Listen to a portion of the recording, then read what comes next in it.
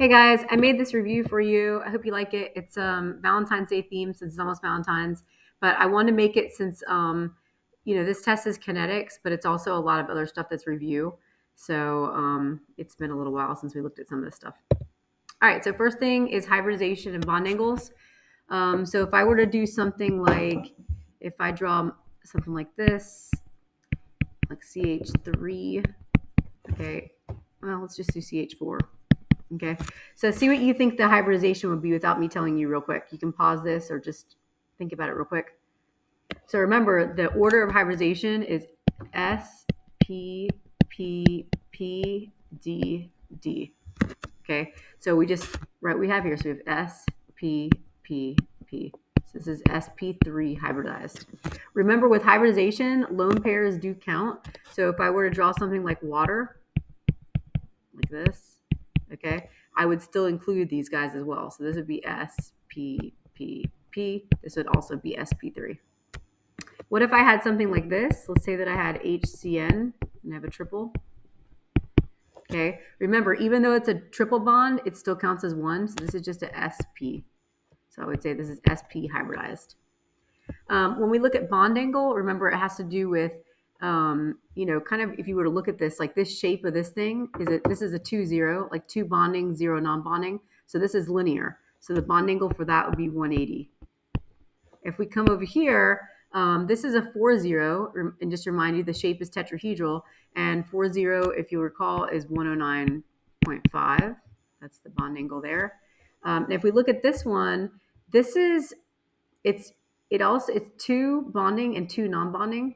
So it still has the same, 2 things coming off of it, but then like 2 areas where we have lone pairs. But remember, the lone pairs do more pushing than just an element would off of it. So we would say that this is less than 109.5 for the water. Okay, let's see what's next.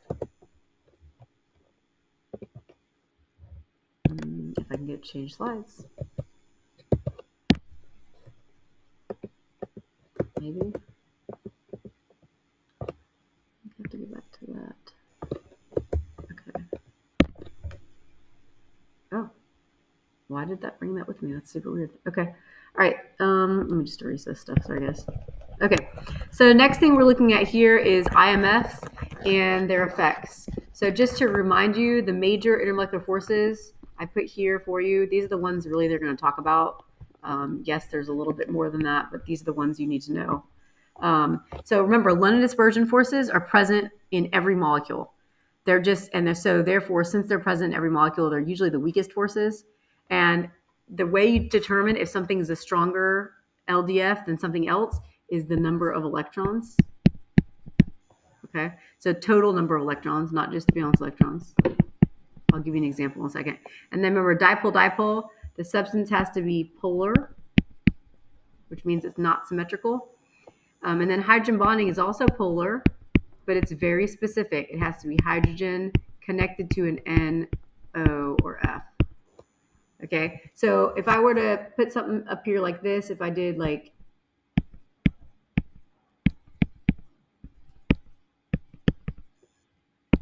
okay, let's just say this is what our structure was. I look at that molecule. Would I say this is polar or non-polar? I would say this is polar because there are certain ways you could cut it. It's not symmetrical. And so if that's the case, then I would say that this has dipole forces. Then I would also say, because I don't have any H bond to N or F, I would also have to say that it has London dispersion forces as well. That's both what it has. Where if we were to look at something like this, like let's look at ammonia. Okay, ammonia looks like this. So this has hydrogen bonding because we have H bonded to N or F. And then it also, and it's polar. And it also will have London dispersion forces. So it would have LDF as well. And if I were to ask you, just based on the forces, which one you'd expect to have a higher boiling point, we would say it's ammonia because high boiling point is associated with strong IMFs. And our strongest IMF is hydrogen bonding, and then a dipole, and then London dispersion. And the situation, very similar from melting point. So strongest IMFs are associated with high boiling point, and vapor pressure is the opposite. So if you have a weak force, it's going to have high vapor pressure because it makes sense that the molecules could come apart easily and they become gases.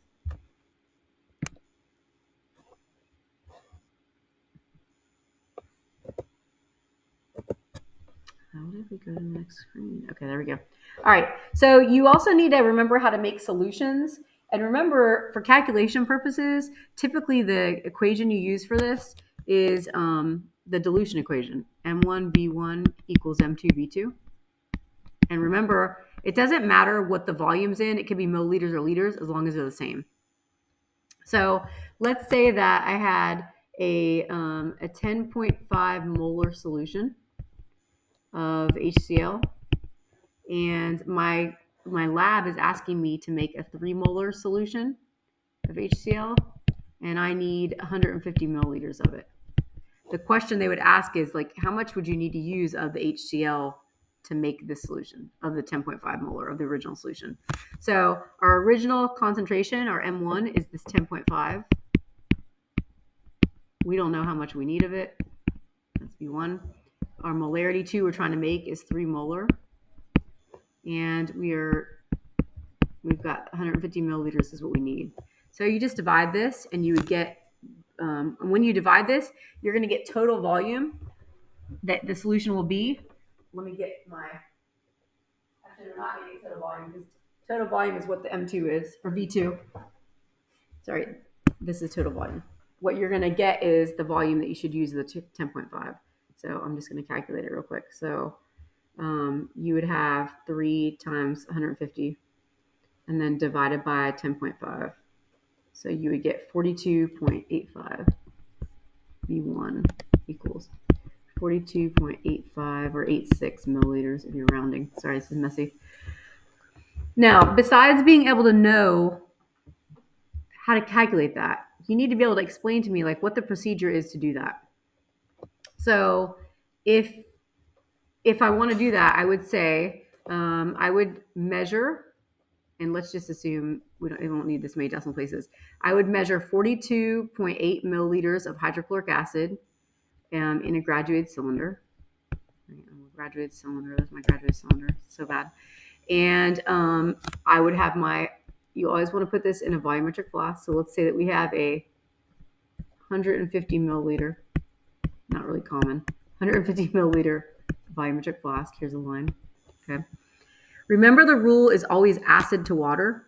So you're going to put some water in here first. Okay. Not a lot, not a ton. You're going to add your acid. And then once you're done with that, you fill to the line with water. And then the best practice to make sure you stopper it and then you'd invert and swirl. Okay. If this was a solid and some of your solid was left and they're trying to ask you like, how would you get rid of that solid? Surprise, surprise, you would actually swirl it, like, just shake it around or invert and swirl. Okay, that's kind of what they're looking for. I think that's all I need to tell you on that. Okay, great. Okay, next thing we're looking at here is ionization energy. So ionization energy is, if you recall, it's the amount of energy needed to remove the outermost electron. And what these numbers here represent, the first, second, third, fourth, fifth, is this is the first electron removed, the second electron removed, the third electron removed, and so on. And the closer you get to the nucleus, the harder it is to remove them because they're feeling the pull from the protons there. The electrons are feeling that pull. Okay, so if we're looking at this being one element, look at this. If you'll remember, what we're looking for is the biggest jump. So I'm looking at these columns. This looks like it kind of, a little almost doubles. This almost doubles. This adds like, I don't know, 1,200. This though quadruples. So between the fourth and the fifth, okay, there's the big jump there because this isn't as big a jump there. So what we would say is what that tells us is this has 4 valence electrons. Okay. So anything on the periodic table that would have 4 valence electrons is what you could get there. And of course, I don't have a periodic table in front of me, but let's look at another one, and I can think of some off the top of my head, but that one I'm not gonna be able to think of. If we look at let's look at number 3. And sometimes it's easy to miss the big jump, but look at number 3. Let's see, where's the big jump here? I would say the big jump is between the second and the third, right? That looks like the biggest.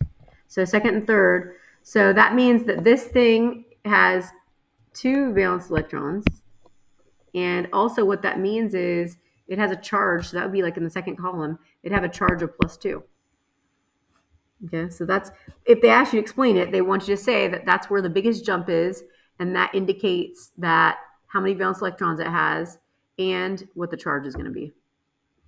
Okay, that's pretty much it for that.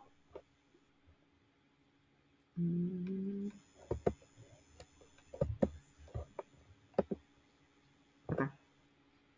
Why didn't it clear it that time? You see how wonderful I am with technology, guys?